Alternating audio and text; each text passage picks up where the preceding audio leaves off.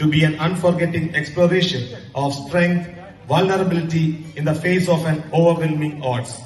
RSPC Kerala proudly presents Jalla. Curtain up. Lights on.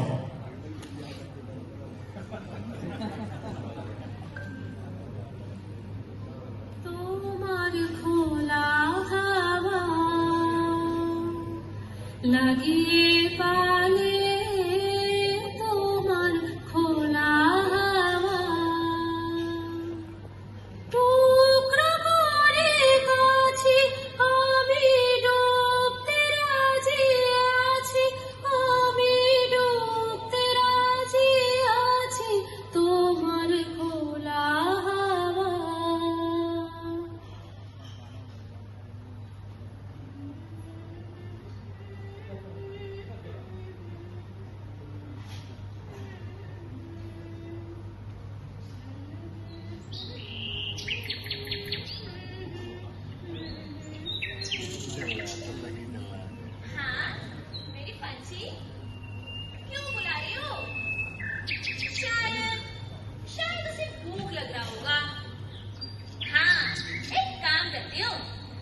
के लिए कुछ लाती हूँ।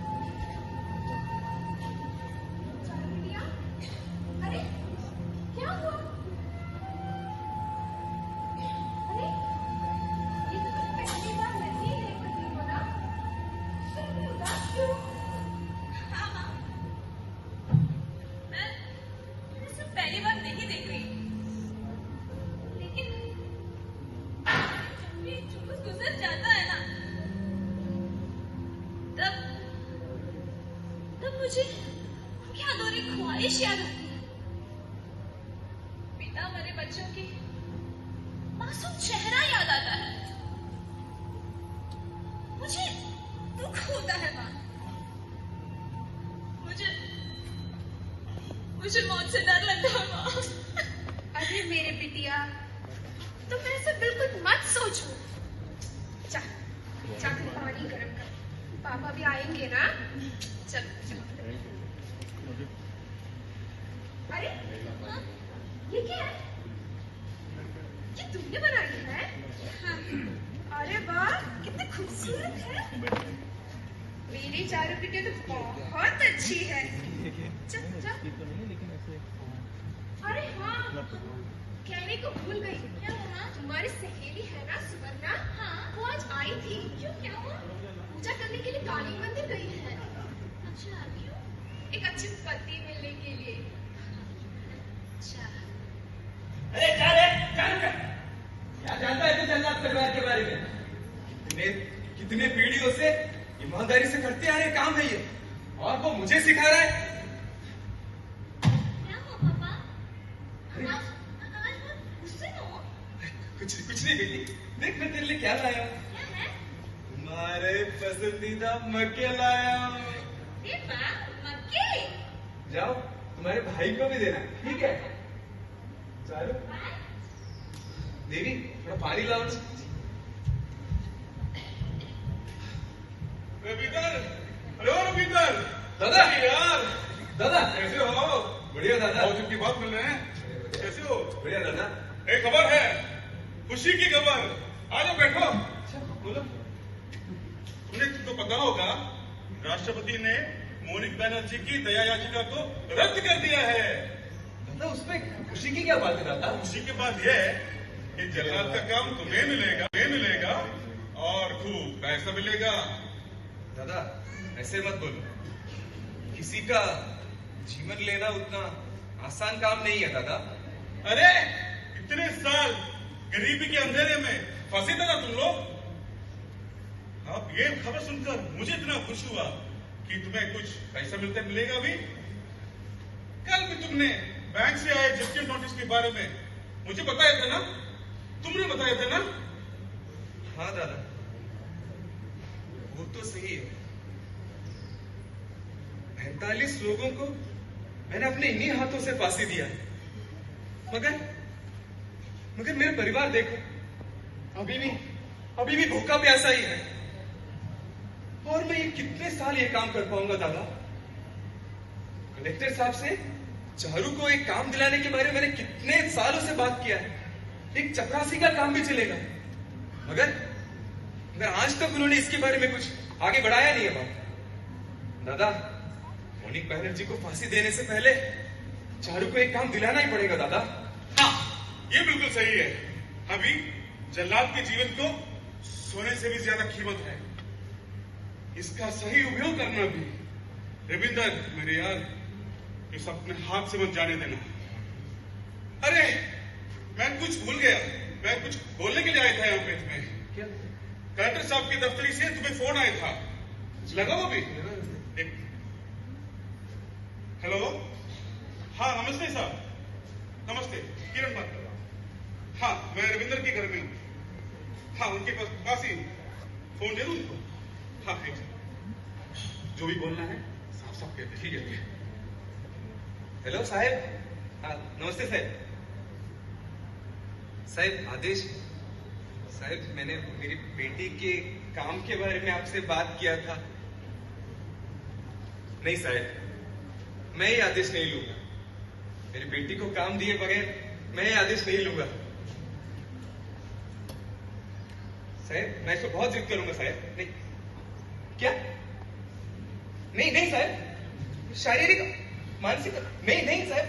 हेलो साहब ऐसे मत। दादा देखो। हेलो कट कर दिया। क्या हुआ रविंदर, क्या हुआ? दादा मैंने कलेक्टर साहब से बोला कि चालू को काम दिए बगैर मैं उनको फांसी नहीं चढ़ाऊंगा, तो वो मुझ पर शारीरिक और मानसिक कमी का झूठा इल्जाम लगा रहे दादा। ऐसे कैसे हो सकता है ये? देख अभी नहीं होगा तो एक काम कर, सुन मेरी बात। सीएनसी चैनल में मेरा एक दोस्त है, हम जाके मिलेंगे और पूरा हालत उनको बताएंगे। अब 4 लोग जाने पर भी खुश हो पाएंगे। निकलेंगे अभी यहाँ से। चलो चलो। जेल में फांसी दी जाएगी। बंगाल की एकमात्र पुरुष जल्लाद रविंद्र कृपालिक है। सरकार ने उनमें शारीरिक और मानसिक कमी का इल्जाम लगाया है। रविंद्र जी हमारे साथ स्टूडियो में है, अब उनसे बाकी सब सुनेंगे। नमस्कार रविंद्र जी, इस विषय में आपको क्या बताना? मुझे सरकार ने वादा दिया था कि मेरे बेटी को एक काम देंगे। कितने साल गुजर गए मगर कुछ फैसला नहीं हुआ। अब मोनिक बैनर्जी के फांसी के बारे में बात आई तो मैंने बोला जब तक मेरी बेटी को काम नहीं देंगे मैं ये फांसी का काम नहीं करूंगा। तो सरकार ने मुझे शारीरिक और मानसिक कमी का झूठा इल्जाम लगाया। सर मैंने तो अपना पूरा जीवन सरकार पर समर्पित किया, उसके कारण मेरा परिवार नाश हो गया साहब। आप ऐसे कैसे बोल सकते हैं रविंद्र जी? सरकार का काम आपके फैमिली में कैसा नाश होगा? आपको इसी काम से जो पैसा तो मिलता है ना? पैसा तो मिलता है मगर उसको सलीम उसे मालूम है, याद है उनको मैंने ही फांसी दिया मगर उनके गुंडों ने मेरे बेटे के दोनों पांव काट दिए। ना पुलिस थी ना सरकार, उसके इलाज के लिए पता नहीं मैं पैसे कहां मांगते फिरा।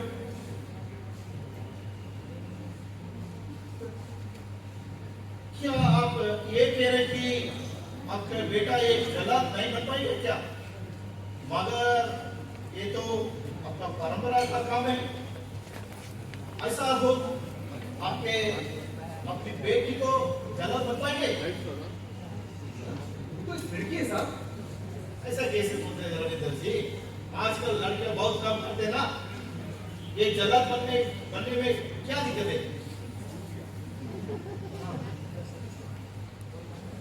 आपने सही कहा, ये मेरी परंपरा है, मैं नहीं छोड़ सकता।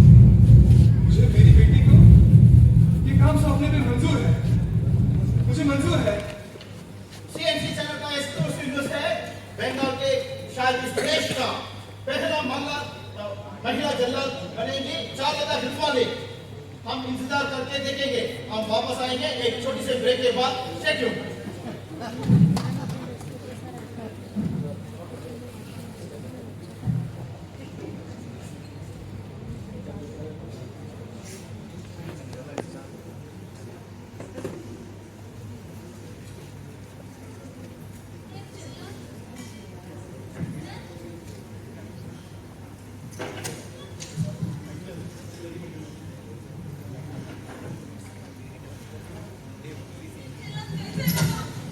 क्या ये सरकार इस जल्लाद का काम एक महिला को देगी?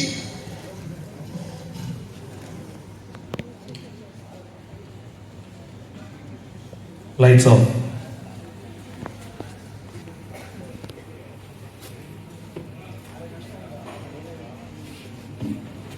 चालू बेटिया, मैंने कुछ फैसला किया है बेटिया। नहीं, कुछ नहीं बोलूंगी। मैंने सब सुन लिया पापा।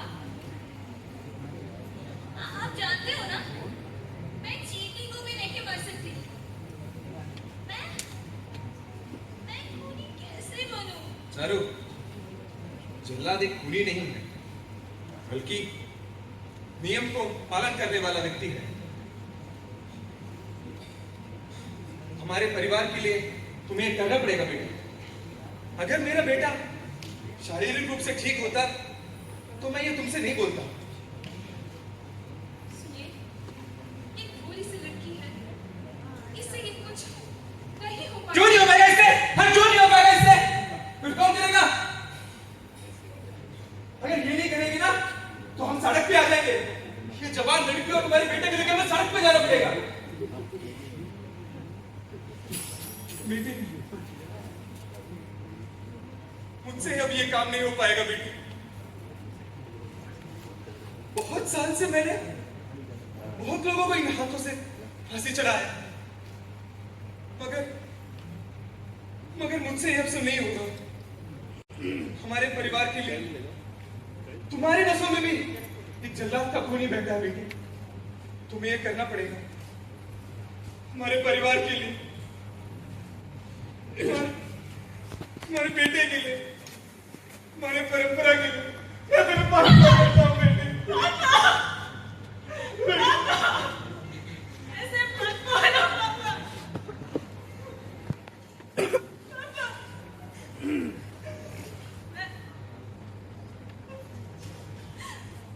हमारे पगार के खाते, खुशी के खाते,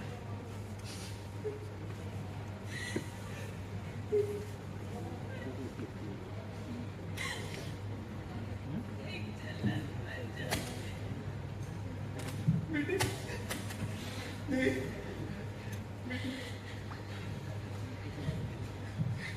मुझे मालूम था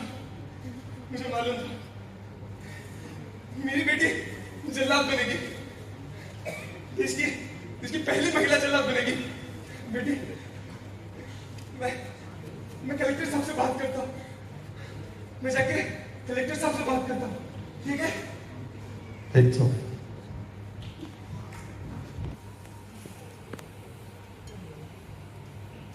क्या? चलो, आज मुझे तुझे कुछ समझाना है। फांसी देना इतना आसान काम नहीं। अगर जल्लाद का मन उसके हाथ पे नहीं टिका तो सब कुछ गलत हो जाएगा बेटी। तू समझ में आ रहा है? सुन रही हो ना तुम?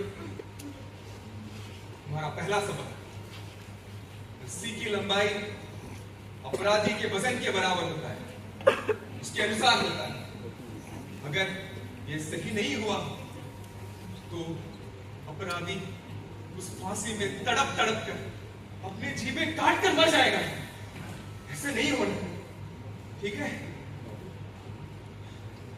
जब उसे तुम फांसी दोगी ना, उसकी कभी आंखों में मत देखना बेटी। उसकी आंखों में तुम्हें अंतिम समय तक एक प्रतीक्षा दिखाई। वो बचना चाहेगा। वो पहले तुम्हें उसके हाथों में रस्सी बांधना, उसके बाद उसके को एक काले कपड़े से ढकना, फिर उस रस्सी को उसके गले में कस के बांधना है। कभी उसका गला एक ही क्षण में टूटकर उसके सर में जा रहे नस जल्दी ही टूट जाना चाहिए और क्षण भर में उसकी मृत्यु हो जानी चाहिए। और फिर तुम्हें उस लीवर को धीरे से खींचना है बेटी। चलो बेटी, क्या हो गया बेटी? इससे डरोगी तो कैसा होगा? नहीं, कुछ नहीं होगा। आप मुझ पर भरोसा कर सकते हैं। कुछ नहीं होगा। शाबाश मेरी बेटी, मुझे मालूम था। जब जल्दी सो जाओ, हमें कल जल्दी निकलना है। चलो।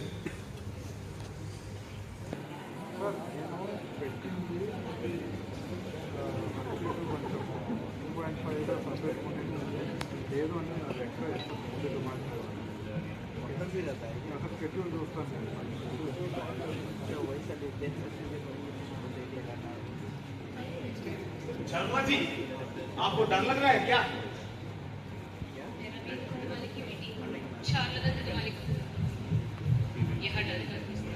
शाबाश! स्त्री ऐसी ही होनी चाहिए। ये पूरा देश इस फांसी को देखने के लिए उत्सुक है। ये फांसी का फंदा, ये आपका परिवार का निशान है। सालों से आपका जल्लाद परिवार इस फंदे से फांसी लेते हैं।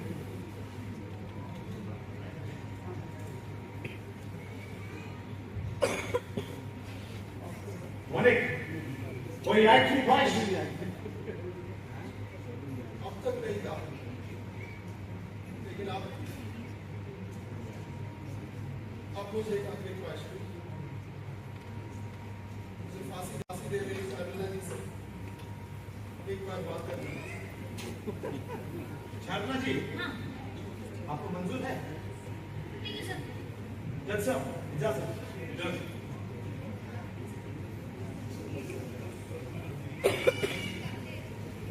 आप सोच रहे हो कि मैं आपसे क्यों बात करना चाहता हूँ?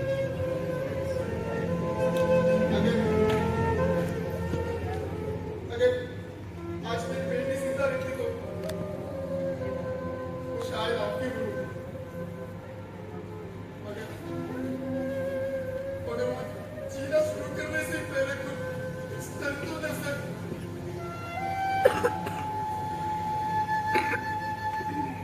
बस पैसा था, कानून से बच के, लेकिन मैं अपनी अदालत में उनको सजा दे दिया। कुत्तों को मैं तड़पा के मार दिया।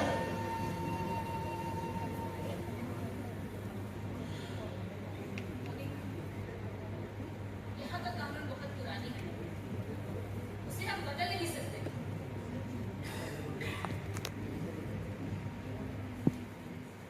किया था, वो आपके लिए सही है। उसे कानून की सही पाई जाती है। मैं इन नियमों का एक कठपुतली मात्र हूँ। आपने जो जीवन लिया था वो वापस नहीं आएगा। सिर्फ आगे करवाई जा रही है। शारदा जी, समय हो गया है।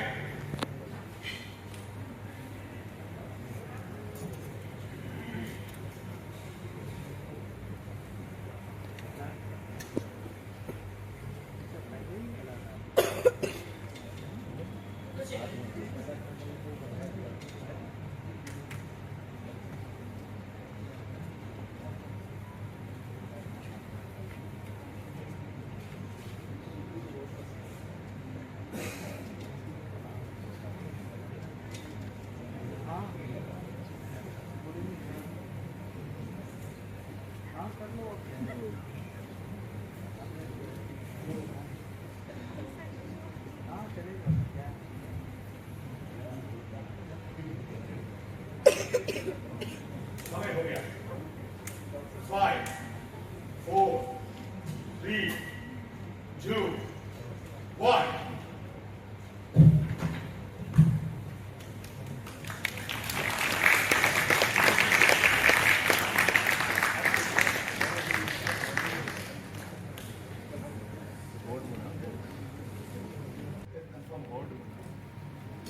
सारदा जी प्रोग्राम कर सकते हो भाई बहुत खूब सरदार जी, ऐसे लगे कि आपने पहली बार किया है। शर्मा जी, आपके पापा से भी बहुत बेहतर किया आपने। बेहतर।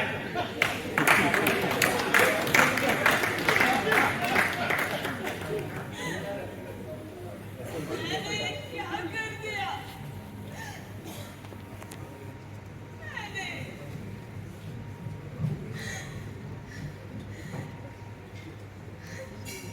परिवार के लिए, पैसे के लिए मैंने क्या कर दिया?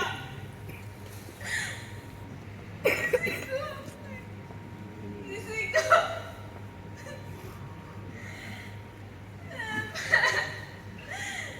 मैं गोली मार गई। मैं गोली मार गई।